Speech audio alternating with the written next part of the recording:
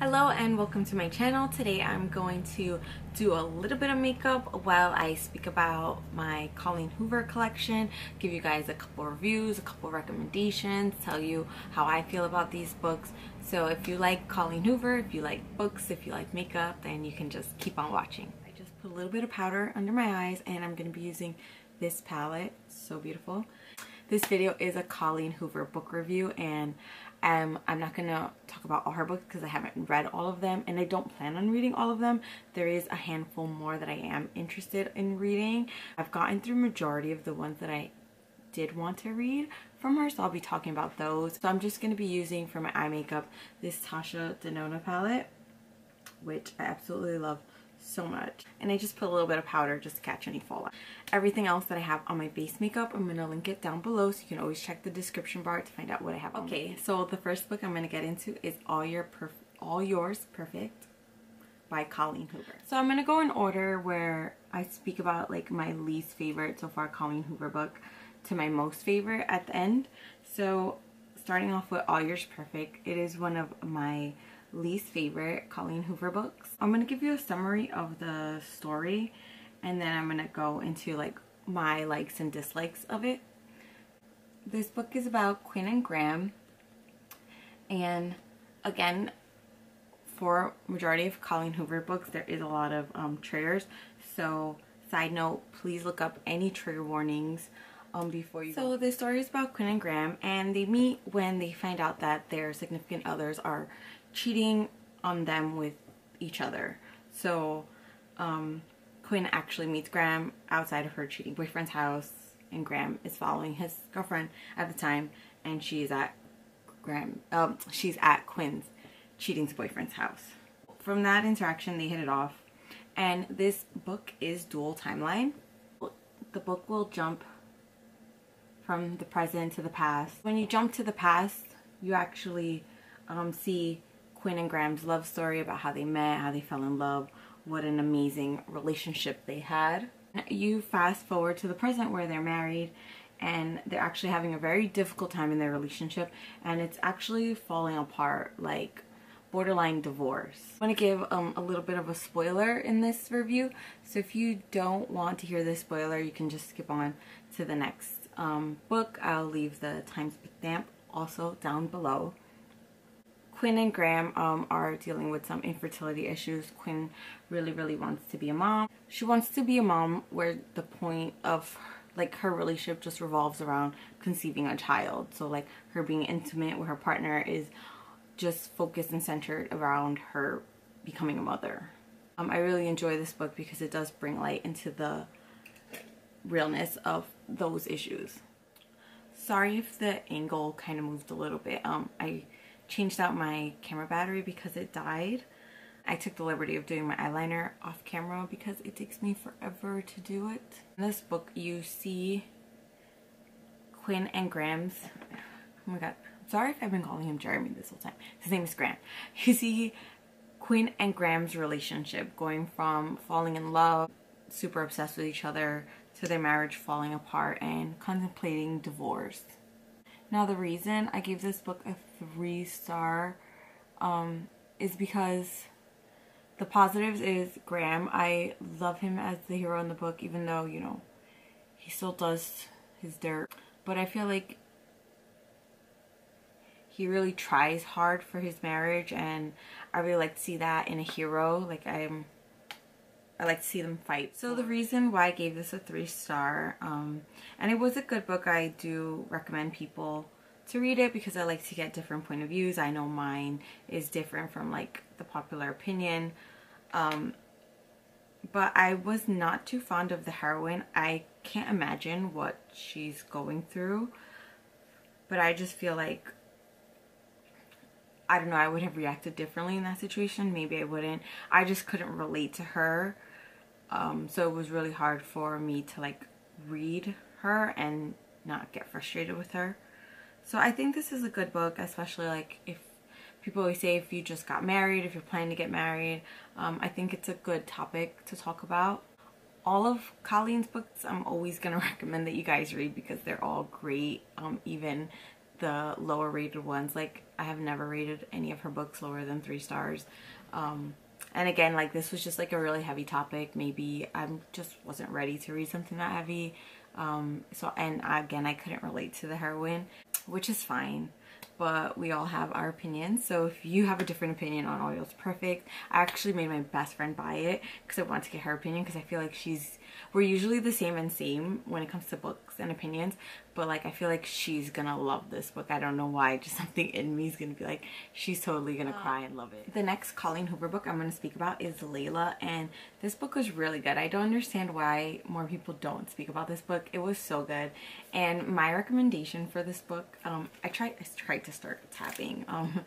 My recommendation for this book is to go in blind. Like, if you have not read this book, like, I'm gonna let you know when the spoilers are coming up, but don't listen to the spoilers. Like, go into this blind, because me and my best friend read this at the same time, like blind. We had no idea. We just knew like it was kind of like a paranormal love story, which sounds weird, but it actually works really, really good in this book. And we enjoyed this book a lot. We gave this 4 out of 5. So this book is about a couple named Leeds and Layla, and from the moment Leeds meets Layla, like, it's love at first sight. Like, he knows this is the one for him, and he's gonna spend his whole life with this girl, and it's the cutest thing. That's probably where most of my tabs are, is just like their beginning relationship.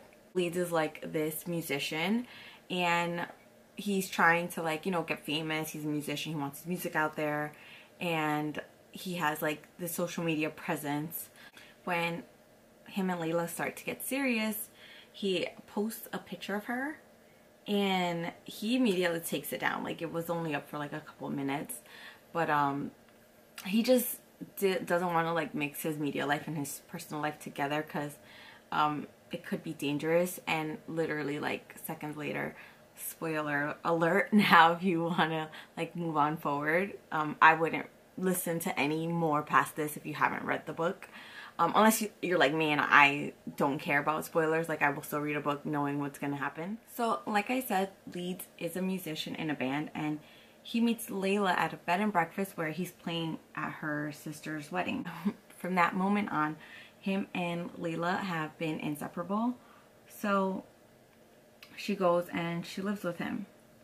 Now, what Leeds doesn't tell Layla is that he kind of dated a girl who was like a fan of his, and she actually turned into a stalker.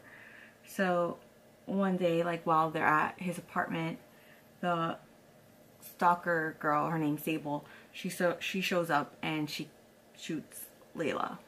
After like a traumatic injury like that, like she gets shot in the head, Leeds starts to see Layla acting like really different from the person that she used to be before she got shot. He's really questioning his relationship, but he doesn't want to do that because he knows that she wouldn't be in that situation if it wasn't for him. That would have never happened to her. He plans a trip to go back to the bed and breakfast where they originally met at, to hopefully like reignite their relationship, because he really misses how they used to be. Now, this bed and breakfast has been shut down, so Leeds kind of just pays off the realtors to let them stay like while the house is on the market to be sold. They're staying at this bed and breakfast, weird things are happening. Like at one point, Leeds was like making dinner and something caught on fire, and he went downstairs, and I think like the towel that caught on fire ended up in the sink with running water, and he knew he didn't leave it like that. So it's a lot of interesting things start to happen, and I don't want to ruin it too much, because like you really should read the book. It's very interesting. I was not able like to see what was coming next. Like, everything was a shock to me. Like, I was like, no wait. And there's like 3 plot twists. Like, you think you know where this is going, and then you're shocked again and you have no idea where it's going again. But I really love this book. It's really a story about how love can overcome anything, literally, and it's a really beautiful story. The next Colleen Hoover book I'm going to talk about is Without Merit. I really like the book Without Merit. It's very different from like anything Colleen Hoover It's different from anything that I read from Colleen Hoover, because normally her books have like romance, some type of love story in it, and this did, but it was like a subplot, like it wasn't the main point of the book, and I really enjoyed that. So without merit, I also gave it a 4 out of 5. It was really good.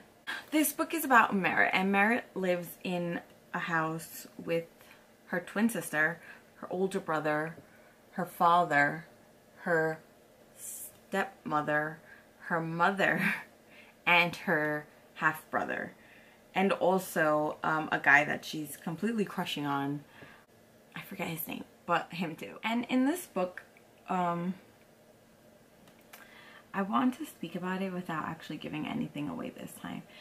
In this book, I like that Colleen Hoover highlights like mental issues, because Merritt actually is dealing with some stuff, but she's unaware, and you as the reader are unaware that she's dealing with these issues until later on in the book, when it's like brought to her attention, like, hey, you might have this, you know. And Merritt just feels like the outcast in her family. She feels like she's forgotten and nobody cares about her. And she also, as you read, find out that she's holding on to a lot of secrets, like a lot of things that her family has done or is doing, and she has no one to talk to. I really like her family dynamic. I think it highlights, you know, how you can be surrounded by a lot of people but still be alone, and no one realizes your loneliness. I like the love interest in the book because it wasn't like you can tell he liked her, but he was like, you know, you have a lot going on right now, and not in a mean way, but he's like, you know, you need to focus on yourself and get yourself right before, you know, I can come into the picture at all. And I really respect that, because a lot of times, like, we'll just have love interests develop, and I like that he actually cared for her, where he was like, you know, you need to deal with whatever is happening to you, and then we can talk about us. And even though like her family dynamic is wild, I did feel kind of relatable, because if you come from like a large family or just a crazy family, like you can totally relate to the family dynamic. How like sometimes lines do get blurred, and you know, family, they can become selfish and forget about each other and not worry about everyone else all the time, which is understandable. We're human. But I really like that relatable aspect that Colleen brought to this book. And I liked how she brought it in a way where like Mary's a twin, like, you know, like they're supposed to be in sync, and she has not felt in sync with her sister for a really long time. So like if you have like close siblings or close in age, like you can sometimes relate to that. But this is a really good read. Definitely more focused on family and mental health and trauma. So definitely, again, look up the trigger warnings. But yes, for this book, definitely look up trigger warnings. There is a suicide attempt in here. The next Colleen Hoover book I'm going to talk about is Ugly Love. Now, I have a love-hate relationship with Ugly Love because it is super hyped. Like, personally, me, I have an unpopular opinion. I think it's overhyped. But again, I know it's an unpopular opinion and it's just my opinion. I did, before I got into books, because like I officially got into books this year, I was lightly reading like last year, and I did try to read it. I didn't realize like this was such a hype book, and I couldn't get into it last year. So then I bought it again this year, and I tried to get into it again, and I just couldn't. Like, there's just something about these characters that I just like don't care about. But it is super hyped, so I did read it, and I gave it a 4 out of 5. I think more for me is a 3.5 out of 5. But this one, it's fine. So Ugly Love is about Miles and Tate. Tate is Miles' best friend, little sister. So you got brother's best friend trope. Tate moves in with her brother to get her life set up, and Miles lives across the hall. So her and Miles decide, because they are attracted to each other, to do this benefits with things. They're not going to be friends because they're not going to hang out. They're not going to speak about each other's lives. Definitely not. And one of the rules that Miles has for Tate is that she won't ask about his past and she's not to expect a future with him. And in the beginning, Tate is totally fine with that. She's focused on getting her career together. I think she's a nurse. Miles is a pilot, so he's gone a lot as well. But as their relationship keeps going, feelings obviously start to develop. And Tate is in a crossroads where is she going to keep this going on, where she knows she can't have nothing more with Miles, and Miles is also conflicted because he's like, I didn't want anything with anybody and now I have feelings for this girl. So Miles basically needs to confront his past to work on his future with someone else. I don't know why I didn't care much for this book. I do like Miles, but I think I just didn't like that whole, like, I kind of thought he was like a dick, you know, like saying like don't expect a future or whatever. And I know like people have those kind of situations now, but I don't know, it's not fit for me. I still like the book. It's an enjoyable read. The spicy scenes were really good, so I will never rate a book with a good spicy scene low. But no, the book is really good. It is entertaining. It's not my fave Colleen Hoover book. It's not even my top 3, but it's definitely a good read. I did enjoy it. And again, it's super hyped up everywhere. So if you're going to read a Colleen book, I would say Ugly Love would be one of the top 3 to 5 recommendations. And the next Colleen Hoover book I'm going to speak about is Verity. So I absolutely love the book Verity. I gave this like a 4.5 out of 5. It is so good. I love the thriller aspect of this book. I love the love story. I liked how like this creeped me out at night. Like I could not read this at night. But this book is about Lowen and Jeremy, and Lowen is approached by Jeremy because his wife Verity had gotten into an accident and she's unable to complete a series that she was writing. And it's a very successful series, so they want to finish it under a ghostwriter. And because of the money, Lowen takes the project. So to get inside like Verity's head and find out where she was like going with this series so she can complete her series the correct way, she goes to the Crawford house. They're the Crawfords. Now instantly her and Jeremy have an attraction, but Jeremy has been busy the last couple year or two, maybe even a little bit more, taking care of his sick wife Verity, because she still does live in the home. So Verity lives in the home, but she lives in this like vegetable state, everybody believes. So when Lowen comes over, you know, she's a little creeped out to see like Verity there, but she's fine. She does her research to do the continuation of the series. Now when she is doing her research in like Verity's office to continue the series, she finds a manuscript of like a biography that Verity was writing of her life. Actually a really disturbing biography that Lowen's not sure if Jeremy has seen it or not, and she's not sure if she should bring it up to him. It's kind of her confessing like before her accident, Jeremy and Verity had twin daughters, and now they had twin daughters and a son, and how Verity admitted herself that she never wanted the girls. Like she didn't want anything that took Jeremy's love away from her or took the attention away from her. And these girls came into life and Jeremy was so excited to be a father. Verity dreaded being a mother. So it's just a disturbing biography of the stuff she would do to the girls, how she tried to abort them at one point. Now Lowen kind of is distrustful of Verity. She doesn't believe, how can I put this? She just is very distrustful of Verity, and also because at night there's Lowen is actually staying at the house so she can wake up and just do the research straight away. There's been a lot of like creepy stuff, like Lowen hears stuff, things are moving, and she's 100% sure that it's Verity moving when nobody else is around. And everyone is like, no, she doesn't move, she's in a vegetable state, like you're crazy, like she's been like this for a while now, so like you know, you have to just be paranoid. While all this is going on, Lowen and Jeremy's relationship is developing, and Lowen feels like she's being attacked because Verity isn't too happy with this development. So yeah, this book is so good. It ends on a cliffhanger. Like, the ending is really for your interpretation. So to this day, like, I still debate with my best friend, like, what do you think happened? So that's a really good book. That's literally one of my top 3 recommendations for you if you really want to read a Colleen Hoover book. The next 2 Colleen Hoover books will hold a special place in my heart. This one, because it was the first Colleen Hoover book I read. This book got me into reading. Like, this started my reading journey right away. And this was such a good book. This is It Ends With Us, Colleen Hoover. I love this book, It Ends With Us. I give this a 5 out of 5 stars.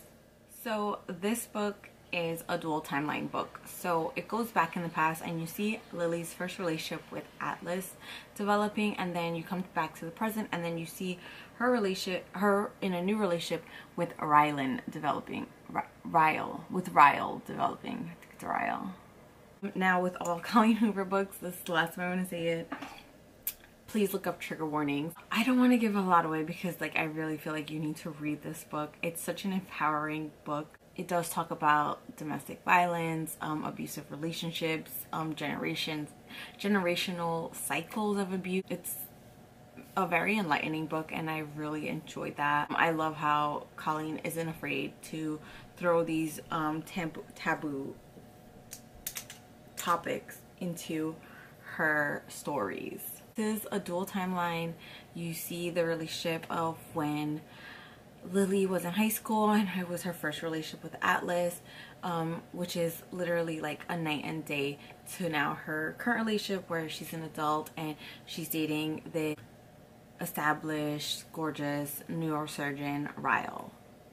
Even the title of this book, like, you will interpret it one way when you first pick it up, and then at the end of it, like, you see it has a whole completely different meaningful meaning, and I love stuff like that, and Colleen does stuff like that. Okay, and this next book is November 9th, and hands down, this is my favorite Colleen Hoover book. I could not put this down. I read this in 2 days. This book is amazing. I don't know why it doesn't get more hype than Ugly Love, but this, amazing. It's just amazing. It's 5 out of 5 for me. This is exactly what I want when I read a romance book. And there's actually barely any spice in here, which is surprising for me, because I really like that in my romance books, but there is none, and it still gets the point across of a romance story, and I love this. So this book is about Ben and Fallon, and Ben meets Fallon one day when she's at a diner having like lunch or breakfast. I don't know. She's out eating with her dad, and her dad is like tearing into her, and then Ben just jumps in and comes to her rescue. So they decide to spend the day together, and they have an amazing day, but it's actually Fallon's last day. I think this takes place in LA. It's her last day on the West Coast. I'm just gonna leave it there. And she's moving to the East Coast, and they don't want to ruin the moment, and Ben's also a writer, so he wants to write an amazing book, and she's like, hey, why don't the basis of your book be when we meet every November 9th? So we'll have no contact, we won't look each other up on social media, we won't do any of that, and we'll just meet up every November 9th. So this book takes place every November 9th, so it's like a couple years on every November 9th, and you would be like, hey, how can you read a book where like a whole year is missing and you have no idea what's going on? Like, you do not feel that in this book. You do not feel that you're missing time at all. Like, you feel like you picked up back right where they're supposed to pick back up on, and you just love it. Like, I love Ben. I fell in love with Ben. He's my book husband. Like, I adore him. Like, he's everything I want. He's super sweet, super family oriented. Like, he is just a caring guy, and there's like a major plot twist in this, but it still doesn't take away from his character for me, and I really enjoyed this book, and this is like my #1 favorite Colleen Hoover book out of anything that I've ever read, and I highly recommend this book. The next 2 Colleen Hoover books I have not read. I am going to read them. I did watch reviews on these books, and these did catch my interest. So this one is Regretting You, and the back says it's Morgan Grant and her 16-year-old daughter Claire would do nothing more than to be nothing alike. Morgan is determined to prevent her daughter from making the same mistakes she did by getting pregnant and married way too young. Morgan put her own dreams on hold. Clara doesn't want to follow in her mother's footsteps. Her predictable mother doesn't have a spontaneous bone in her body. With warring personalities and conflicting goals, Morgan and Clara find it increasingly difficult to coexist. The only person who can bring peace to the household is Chris, Morgan's husband, Clara's father and the family anchor. But that peace is shattered when Chris is involved in a tragic and questionable accident. The heartbreaking and long-lasting consequences will reach far beyond just Morgan and Clara. While struggling to rebuild everything that crashed around them, Morgan finds comfort in the last person she expects, and Clara turns to the one boy she's been forbidden to see. With each passing day, new secrets, resentment, and misunderstandings make mother and daughter fall further apart, so far apart it might be impossible for them to ever fall back together. So this is it's very interesting to me. Again, I love the way Colleen Hoover did the family dynamic in Without You Married. So I am excited to see how she builds the mother-daughter dynamic in this book. And then the next Colleen Hoover book that I need to read is Confess. And this one is about Auburn Reed has lost everything important to her. In her fight to rebuild her shattered life, she has her goals in sight and there is no room for mistakes. But when she walks into a Dallas art studio in search for a job, she doesn't expect to find a deep attraction to the can't say that word, but something artist who works there, Owen Gentry. For once, Auburn takes a chance and puts her heart in control, only to discover that Owen is keeping a major secret from coming out. The magnitude of his past threatens to destroy everything Auburn loves most, and the only way to get her life back on track is to cut Owen out. To save their relationship, all Owen needs to do is confess, but in this case, the confession might be more destructive than the actual sin. See, and this is why I love Colleen Hoover, because you can expect a Colleen Hoover plot twist in this book and it's gonna be amazing. That is all for my Colleen Hoover review / recommendations. If you enjoyed this video, please like, subscribe. Please comment down below your favorite Colleen Hoover books. I would love to know. I do plan on reading, I think I just want to read the Hopeless series next and then end there. I know I'm missing about like 10 to 12 more of her books, but the Hopeless will like knock out 4 more, and then I think I'll be pretty content with my Colleen Hoover collection.